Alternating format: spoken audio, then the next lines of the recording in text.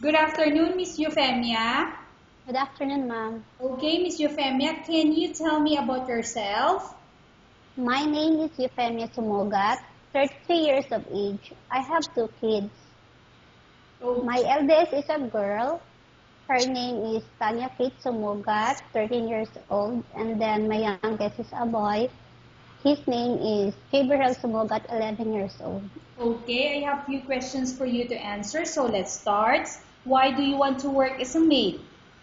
I want to work as a maid because practically I want to have my whole salary, which is a very big help to my family, and especially to my kids. Okay, why you choose Malaysia when there is a lot of other country? I choose Malaysia because I heard many good things about Malaysia. That's why I got interested to work there in Malaysia. How are you qualified for this job?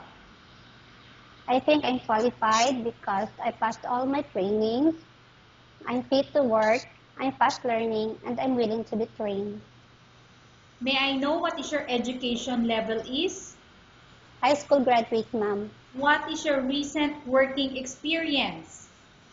A cashier in a restaurant, Have you worked abroad before? ma'am. Pardon, Miss Euphemia? No, ma'am. Do you have experience of taking care of baby? Yes, ma'am. And whose baby you are taking care of? My kids, ma'am. What about elder people? Do you have experience taking care of an elder? No, ma'am, but I'm willing to be trained. Care. No, ma'am, but I'm willing to be trained. Okay, so you mean you don't have experience but you are willing to train, correct? Yes, ma'am. Yes, ma'am. Do you have any other special skills? Yes, ma'am. May I know what special skills do you have? I know how to cook, cleaning house, gardening, ma'am, Are and you taking willing care of to babies. learn new skills? Yes, ma'am. Are you willing to work with a family where the mother-in-law or any relatives stay together? Yes, ma'am. Currently, are you still working now? No, ma'am. Do you know how to cook? Yes, ma'am. What sort of food can you cook? Filipino food, ma'am. Can you please name all the Filipino food that you can cook? Yes, ma'am. I know how to cook adobo, tinola, sinigang, fried, and then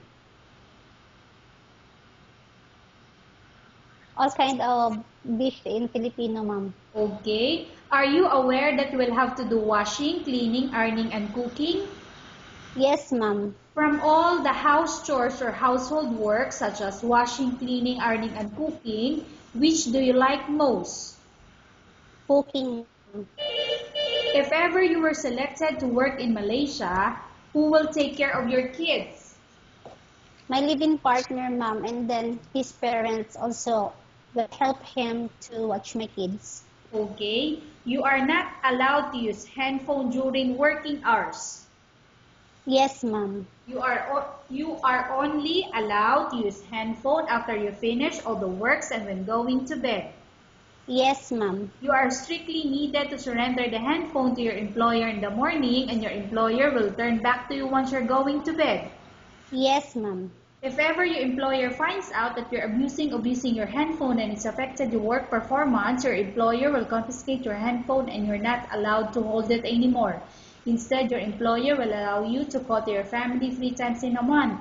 You're only allowed to bring normal phone and you're not allowed to bring smartphone. Are you agreed for the terms and condition? Yes, ma'am. Are you agreed to the rules and regulation for the handphone? Yes, ma'am. How many years is the contract as you agreed and understand? 2 years, ma'am. Can you describe for me your ethics or your attitude? Hardworking, disciplined, honest. How can you assure to us that you will work hard in Malaysia?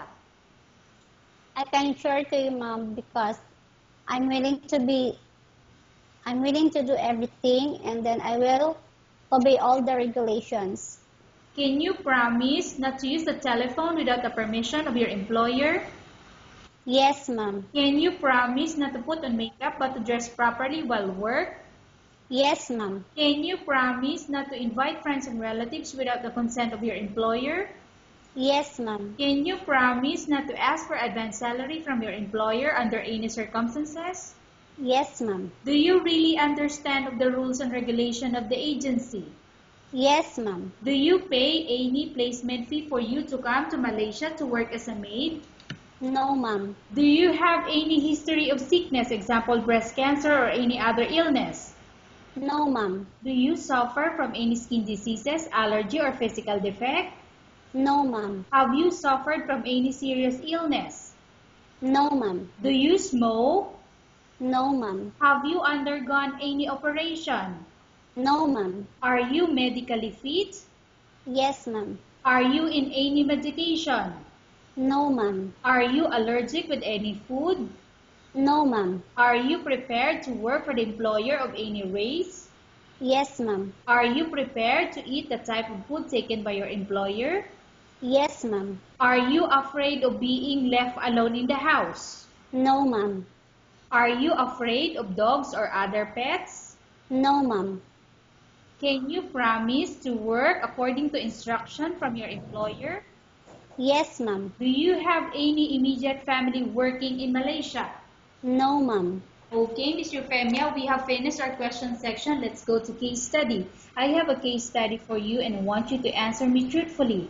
Upon arrival in Malaysia within 6 months, if ever any of your family members pass away, what will you do? Will you continue to work till finish your contract or you will go back? I will continue to finish my contract, ma'am. Tell us about yourself and why do you want to work in Malaysia as domestic helper? My name is Euphemia Somogat, 33 years of age. I have 2 kids. I live in Purok 1, Bilingaya, Las Nieves, Agusan del Norte.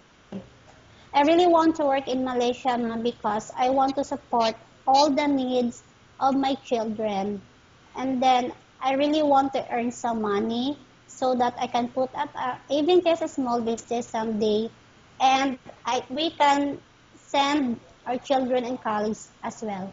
Okay, Miss Euphemia, what do you want to tell to your employer who watching your video? Good afternoon, ma'am. I hope you will allow me to prove myself to you that I am willing to train, I'm fast learning, I'm hardworking, disciplined, and honest person.